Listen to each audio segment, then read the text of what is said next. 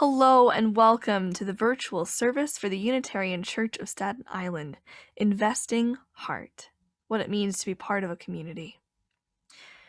We were not able to record the beginning of the service, the very beginning, but I invite you to light a chalice at home and to continue to lift up the names of those who have died from police brutality, as we do every week.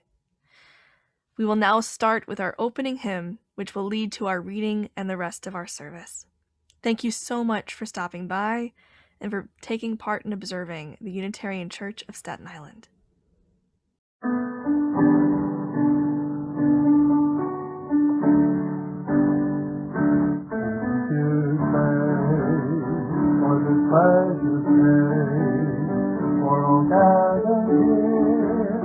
And the far away, for the time we share with love and care. Give thanks for this precious day. Give thanks for this precious day. For all gathered here and the far away, for the time we share with love and care. Give thanks for this precious day.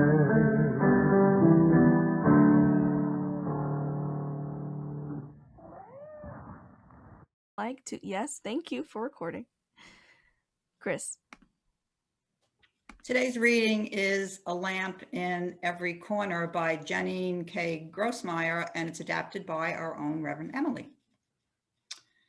Many years ago, in the land of Transylvania, there was a village of small wooden houses.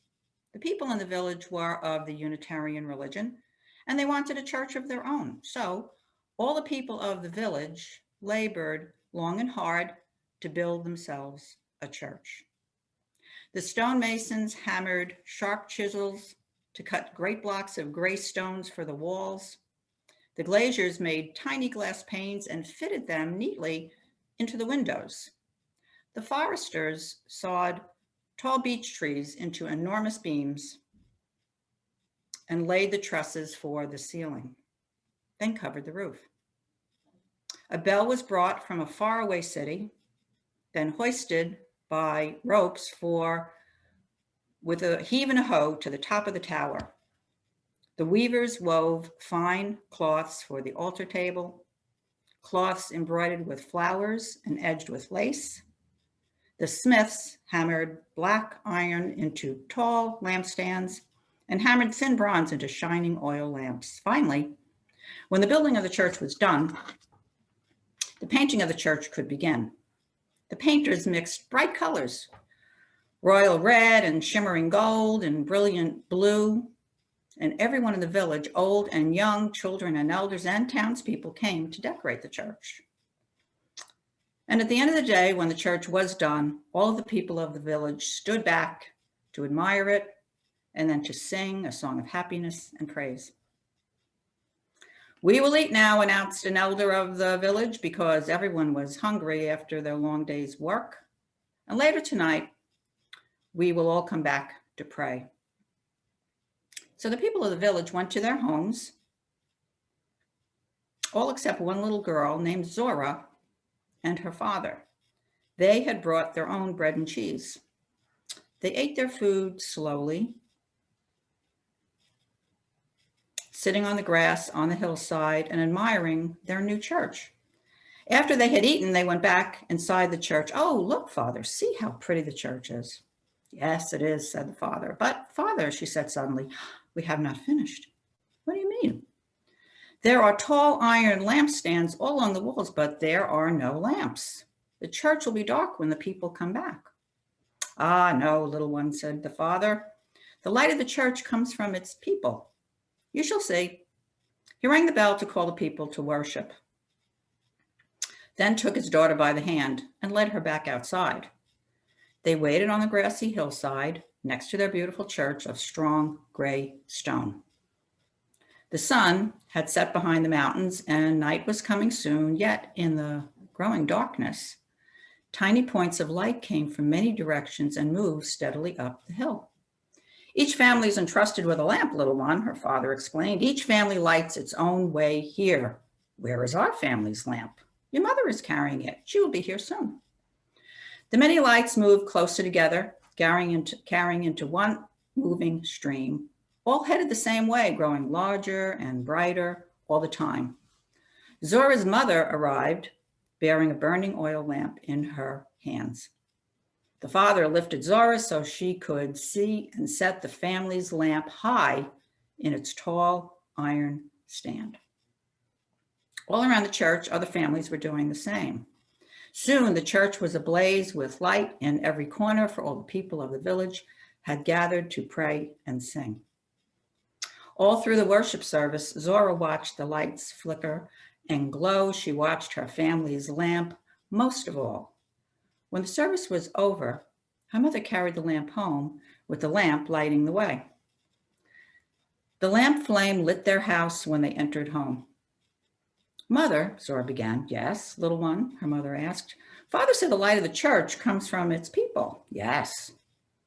But also the people take their lights from the church. Over on the table by the fireplace, the shiny bronze lamp was still burning. And we have that light every day. Yes, indeed, said her mother. And even when we are not in church, even when the lamp is not lit, we carry the light of the church in our minds and the flame of love in our hearts to show us the right way to be. That light, the light from truth and love, will never go out. Never? Asked Zora. Never, said her mother. And this bronze lamp will light for many years. When you are grown, we will give this bronze lamp to you. And when your children are grown, you will give the lamp to them. And all of you will carry it back and forth to church every time. But there is only one lamp, Zora said. So make another and let it glow. So ends our reading.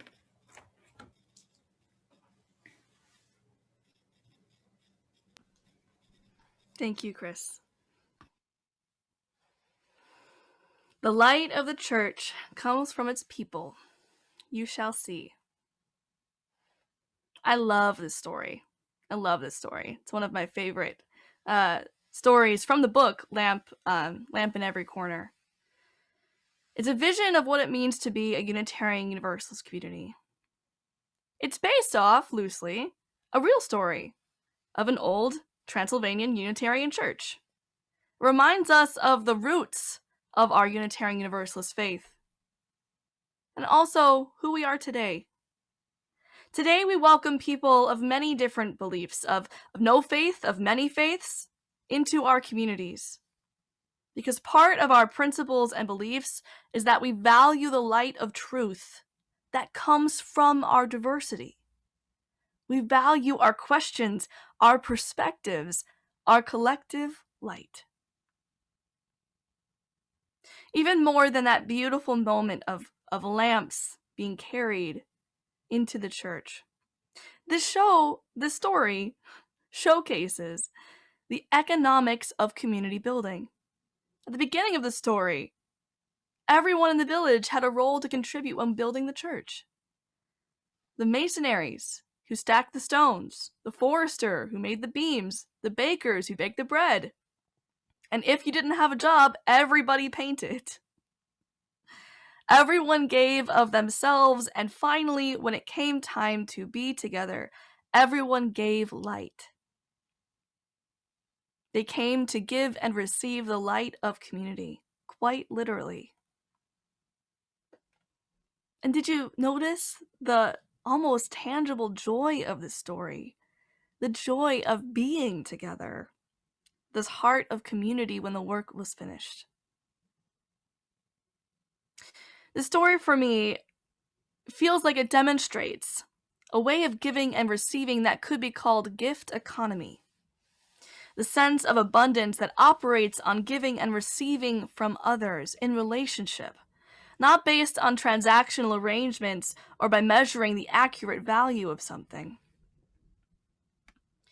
Robin Wall Kimmerer talks about gift economy, both in her book Braiding Sweetgrass, as well as in an essay that I'll quote from called The Service Berry. She writes, Quote, "Gratitude and reciprocity are the currency of gift economy, and they have the remarkable property of multiplying with every exchange, their energy concentrating as they pass from hand to hand, a truly renewable resource. I accept the gift from the bush and then spread that gift with a dish of berries to my neighbor, who makes a pie to share with his friend, who feels so wealthy in food and friendship that he volunteers at the food pantry. You know how it goes." This kind of gift economy are what communities of faith are built off of. Shared cycles of reciprocity, of relationship, of the give and take of being human that make it possible to build community life. The volunteers who lead our lay leadership are served by those who weed the memorial garden, who are served by those who plan worship, who are served by those who get calls from the pastoral team, who are served by those who feed in hospitality, and so on and so on. We pool together the gifts of our resources of money, time, talent, and passion so that we're able to receive meaningful connection, interpersonal learning, education for our kids and youth, and the many, many blessings of what it means to be part of this community. To make community thrive is a measure of value that comes from the depths of relationship, from a wider sense of gratitude, not by measuring commodity and what can be made a profit. In fact, often the faiths or religious institutions that have tried to be a commodity or tried to fit into the commodity market have been some of the institutions that have caused much harm over the years. What it takes to make community like ours is different from the buy and sell transactions of our wider wage economy. What it takes is investing the heart, a quality of relationship and self that is offered, a metaphorical light that comes from the people. However, what gets tricky is that while our community essentially stands on this cooperative understanding of gift economy, we still live in a capitalist society and wage economy. What does that mean? It means we still need money. We do. Money is one of the only ways that we're able to make this place work and be able to thrive. From the funding of our staff, to the ways we keep our lights on, to making the place and space of our building a place that can house the homeless at night. Literally all of the programs that we do, all of the staff we have, all the outreach we're able to make is in part because of the funds we're able to raise to make this community thrive. And if you look at our community, when it comes to the money of wage economy, I'm very proud of the ways that you have decided to smartly invest your finances over the last 4 years. I'll take you through a few examples. Before I even came to be with you in 2017, you had decided to take maybe a pretty big risk on rehauling your entire heating system to be green. It took an investment of money, and yet not only 3 to 4 years later, we are seeing huge savings in our heating bills, as well as finally living in a way that is more closely aligned with our values as having a green building. Last year, this congregation made an investment in taking a black mold-infested, dry-rotted basement and rating it to a climate-controlled environment that can actually be used for programming and to rent out in the future, to make our building a place that can be a home in all of its spaces, including the basement. And this year that no one was expecting, this year that has changed everything we know about the economy, not only did this community invest in the technological resources that has made literally what is happening right now possible, but we have found ourselves budgetarily in the black for the first time in about 5 years. We do not have a deficit. This congregation has worked really hard to care for and nurture ourselves. And I'm very proud of all the work that you have done to make that possible. And there may be more that you will need to think about as we think about our future. Part of what has saved our church money is that for the last 2 years, we have not had any office staff. Let me repeat that. We have not had any office staff, no church secretary, and no office administrator. All of the work of the office has come from dedicated volunteers who have made our office possible, especially this year as I think about the fact that I haven't been in the building. It's been because of volunteer work that has kept our phones ringing, our email answered, and things processed. You did that.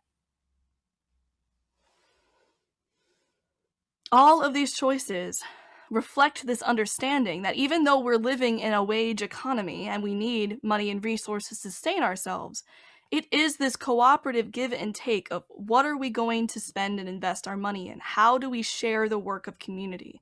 I could not do my work as minister if it were not for the lay leaders who who basically work a second job to keep this community going, who give of themselves, of their time and their passion and their talent, because no ministry is ever done by one person. It is shared effort.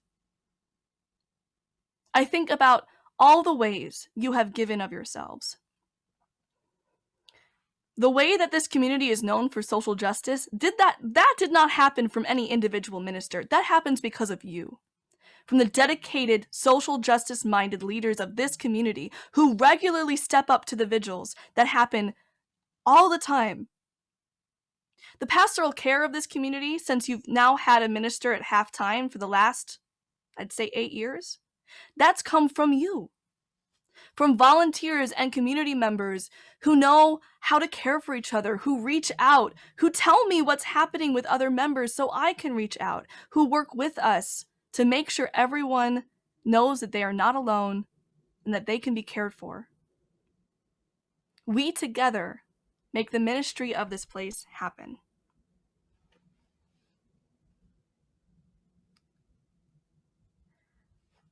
When people ask me, this doesn't happen often, but sometimes, maybe just curiously, people will ask me, what keeps a congregation going long term?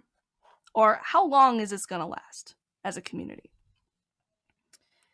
When people ask me that question and I'm looking for an answer, I look to the people. Are the people passionate about their community? Do they care about its future, and are they willing to invest themselves in supporting this place?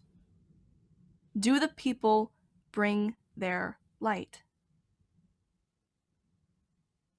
Because I have seen congregations of 20 people with $40,000 a year last for 20 years, for decades, and I have witnessed $5 million churches that disintegrate in under a year. Because it's not necessarily about the money you have in the bank. It's about how people are invested in their community, what you do with what you have. Do the people bring their light? So I want to ask you about your light. What makes you passionate about this place? I'm going to break you out into small groups of about 3 or 4 people.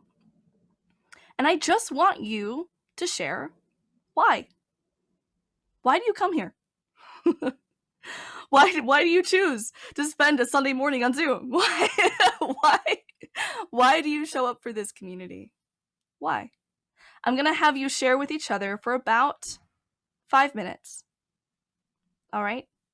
So I invite you to share. And if you're visiting us for the first time and you don't know our community, I'm so grateful you chose to be with us. But maybe just answer, why did you come this morning? Give me a moment to set up the breakout rooms for you.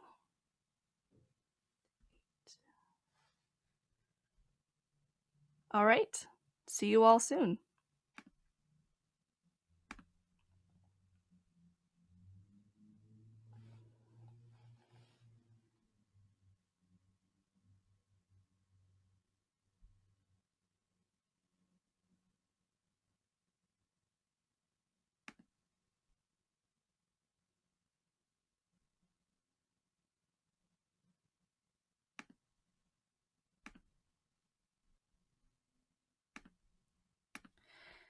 Hey Harry and hey Rob, I know that you're on the phone and so it may be making things hard for you to join into groups, but if you want, you can put in the chat, you can unmute yourself and just share why you like being here.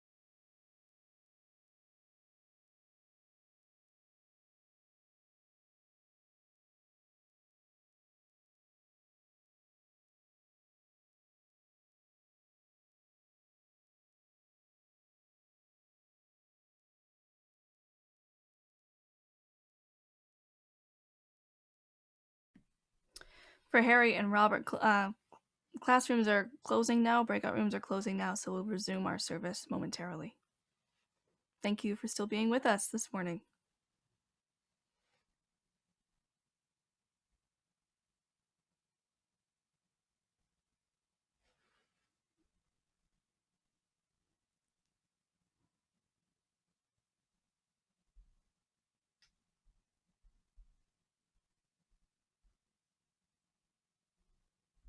Hi, everyone. As we're waiting for everyone to come back from their rooms, if you have a word or phrase of something that spoke to your heart in the why, go ahead and put it in the chat.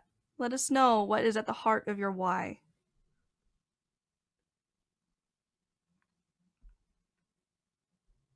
Hello, everyone, and welcome back. Thank you for taking that time to share about your why.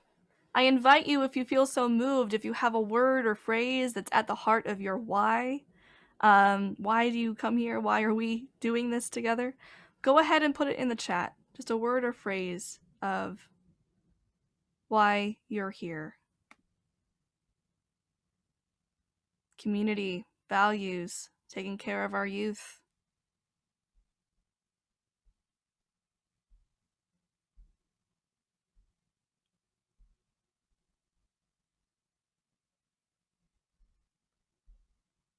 Connection, community.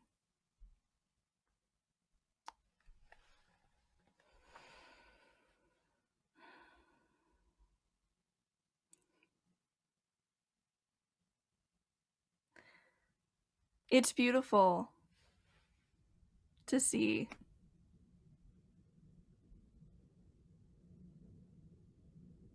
Returning to roots spirituality centers my political soul. Beautiful phrase, Kathy. Progressive tradition, honest people who seem to like you, Marge. We'd like you certainly a lot. Bonnie, intellectual conversation. It's so good to see in words the heart, your passion and your heart, the why we do this together. And so as we think about that why, I want to leave you with this question that we're not going to answer as a community. This must be answered by yourself for you. How will you invest your heart in this community? What does being invested in this community look like for you? Please understand that this is not simply a financial question. COVID has changed everything we know about the economy. Because like I said earlier, it's not about the size of our budget, it's the size of our heart. I want to ask you, if you feel so moved, how will you invest yourself in the future of this place? Do you have skills for a committee that interests you? Talents or passions that you want to share? What does your personal investment look like? I want to leave you thinking about this because we have a lamppost waiting for you. We have a space for your light. And I know each of you has a unique light to give this world. Who knows just how brightly this community could shine with you. May it be so, and amen.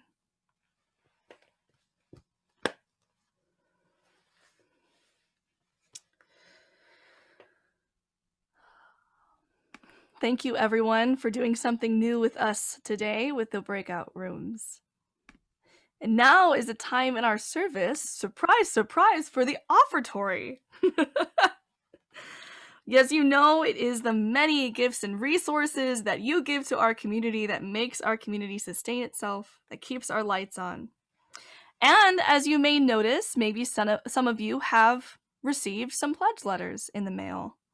Because it's pledge season this month and into next month, we ask you to, of course, with your own discernment, understanding your needs, to think about a pledge to our community, as our pledge helps us actually sustain a budget, plan for our future, and cast the dreams we have together. For all these things and more, our offertory will be gratefully received. I hope you enjoy this beautiful song done by our choir called You Gotta Have Heart from the musical Damn Yankees. Also, you'll notice photos in this that for me, I think demonstrate the heart of our community. I know that this year has not been the same year that we're used to. It looks very different, but our community has done so much this past year. Please look at these photos and see all the ways our community has been with each other together.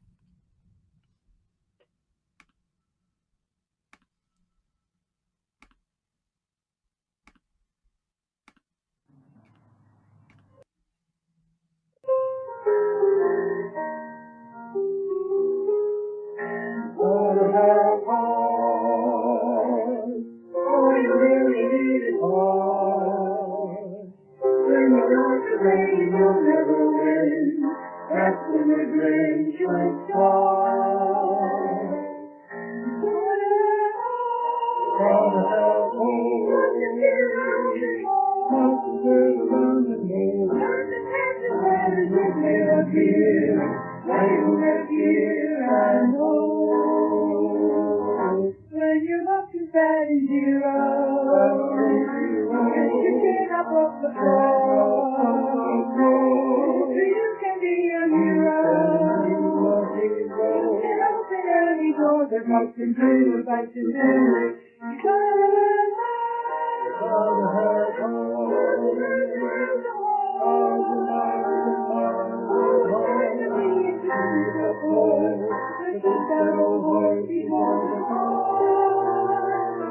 and you gotta have heart.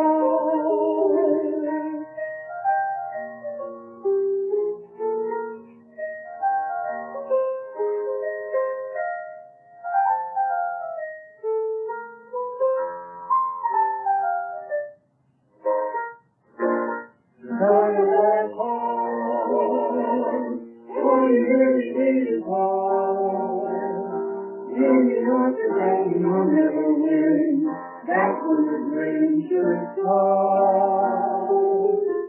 You gotta have hope. You gotta have hope. Not to sit around and mourn. Don't sit and mourn. Not to take the way we get next year. They will get here and home. Then you must be back to the home. And to sing along the way. If you can hear the you can open it. There's nothing to it like to do it. Do it. There's nothing to it like to do it. You gotta have heart. You gotta have heart.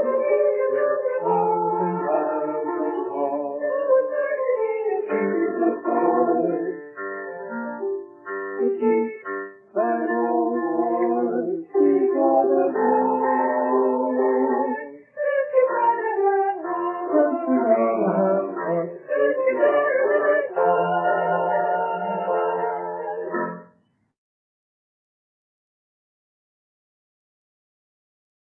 Thank you so much for the gorgeous stylings of Dr. Carolyn Clark and our UCS choir. Thank you so much. Now we'll sing our closing hymn as we prepare for the end of our service together. Thank you.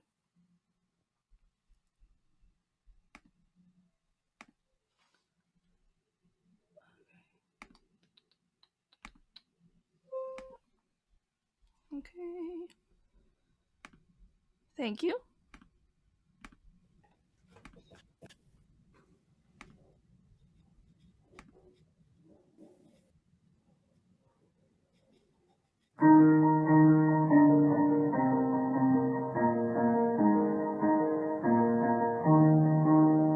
From the light of faith remembered, turns of peace and bright and clear, guiding hands and hearts and spirits into faith that brings from fear.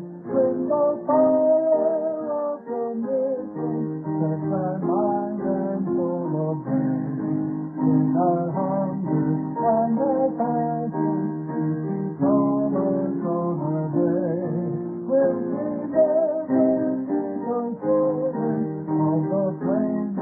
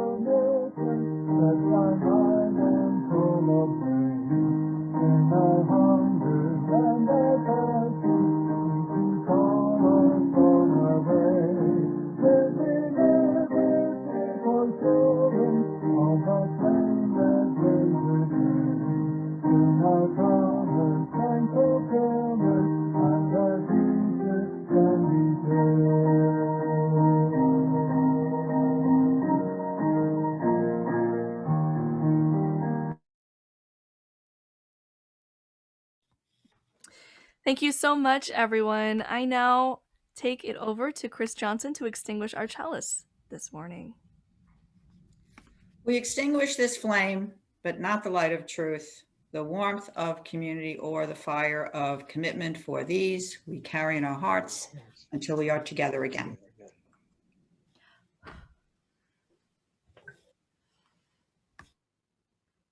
So I end this service. There's a lamppost waiting for you. What will you decide to do with your light?